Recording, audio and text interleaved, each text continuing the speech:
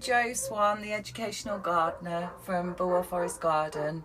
Hello and welcome to Let's Get Growing. So we're very excited to launch our new project. We know it's winter, but the project is designed to keep you growing through the winter, get you out in your gardens, and to give you some resources and advice about what kind of things you can be doing.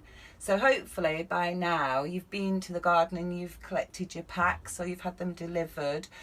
So in your packs, to start with, there should be a small envelope. This isn't a bag, but a small envelope with broad beans written on it. And inside here, there should be 6 broad bean seeds. So these are a variety of broad beans that are quite hardy, called Agua Dulce Claudia, and so they're ideal for growing now. And the good thing about sowing them in autumn is that you get an earlier crop, so you avoid black fly, which you can get later. So what we're going to do is we're going to start these off in pots. You can put them directly into the ground, but we're going to do them in pots and then transplant them.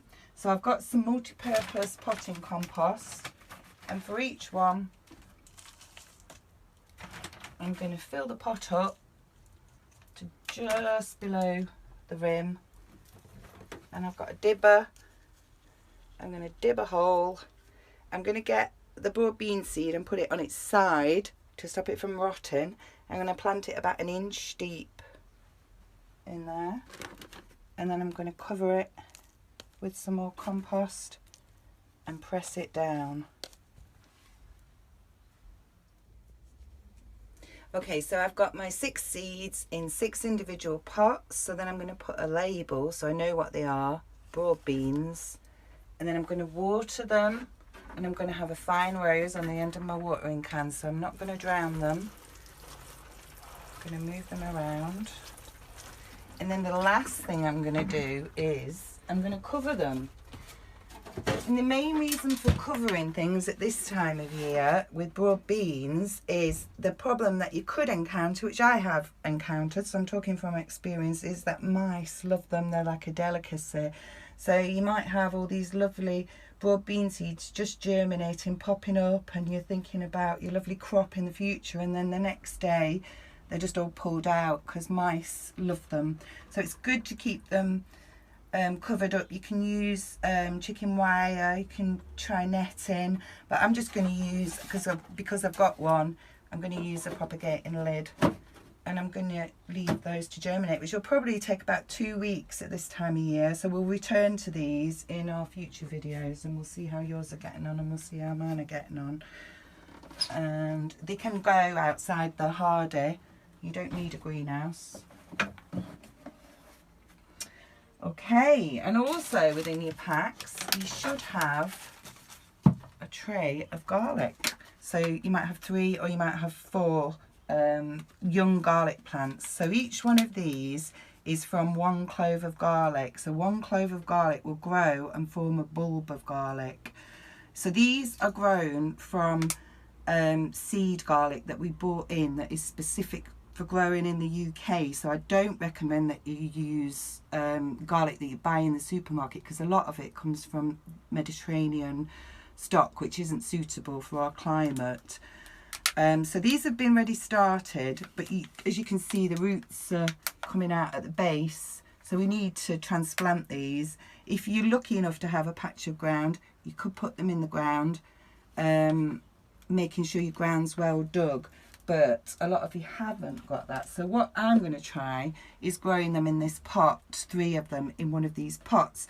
I think what would work very well would be a window box, but I haven't got one of them. So I'm just going to try this, and sometimes you can just experiment a little bit with what you've got. So I've got holes in the bottom of my container. I've got some stones in the bottom for drainage, and I'm going to use a mixture of some old potting compost and some multi-purpose compost, and I think that's got a bit of soil in it actually. It's just what my sweet peas were grown in last year. Need a little bit more. So I've got my pot to about that level, and then I'm going to gently take these out. Try not to disturb them if possible. A little tug, a bit of a squeeze.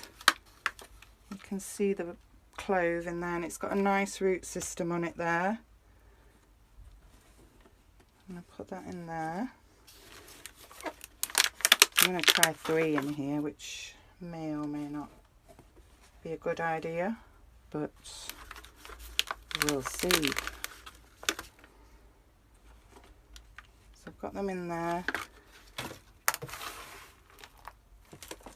And I'm going to put the earth around them. And garlic, really, to be successful in this country, it needs a long growing season. So it needs a good cold winter followed by a hot summer. So this won't be ready till sort of July next year. So it's in the ground a long time. But you need to get it in as soon as possible with garlic. So again, I give that a nice water. And this is better outside. You don't really want this in a greenhouse because it needs the cold.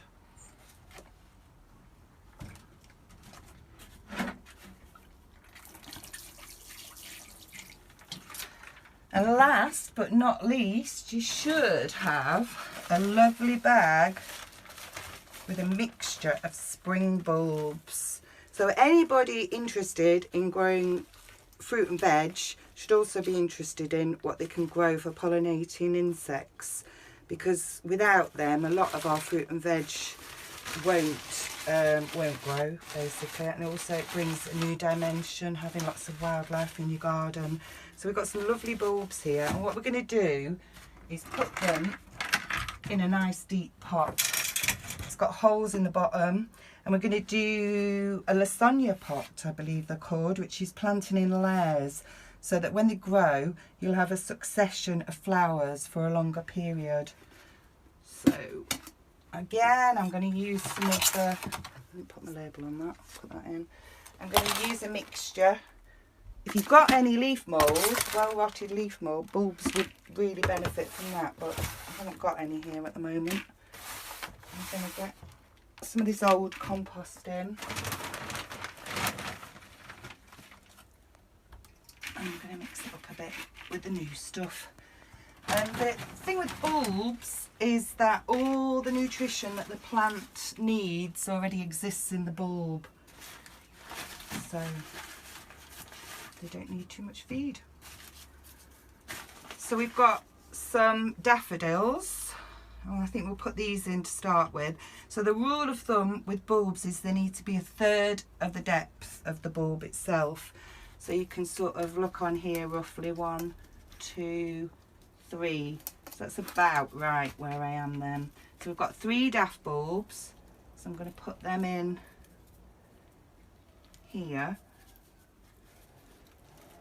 And most of these bulbs will be really good for early pollinators like bumblebees. When they come out of hibernation, there's not really much around, so it's really good. The more flowers we can have for them, the better. Then I'm going to put another layer of compost on. And I think the next ones I'm going to put in, these are the alliums, Purple Sensations. So they're a member of the onion family, and they've got this beautiful purple flower head in. You just have to also check that you're putting them in the right way up. So that's the roots, that's where the roots, and this is where the shoots come out. So we'll put 3 of those in. And then we'll have another layer of compost.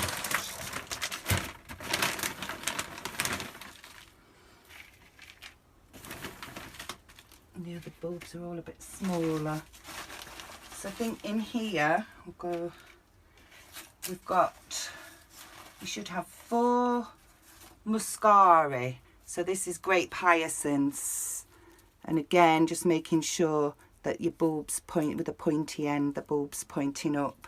So we've got 4 of these, and I'm going to bob them in like that. And then I'm going to put more compost in. And then finally, I've got the crocuses, which will be probably the first to flower. So you should have, I think, 5 crocus. These are corms. So we can just bob them around. Again, the right way up with a pointy bit at the top.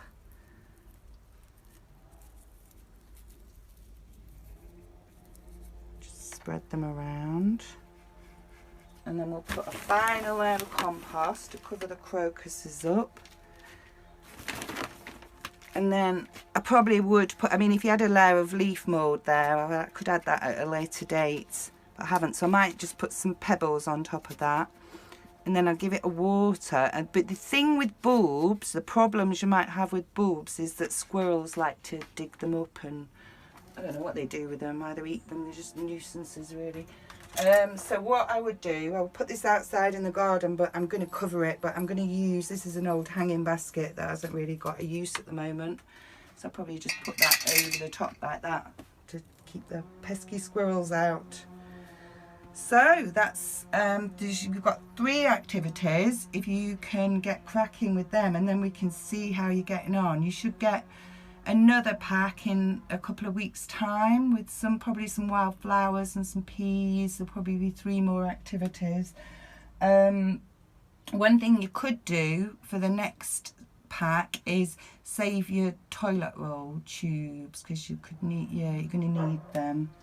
I think that's the end of the first instalment of Let's Get Growing. So yeah, get wrapped up, get out in your garden, get growing.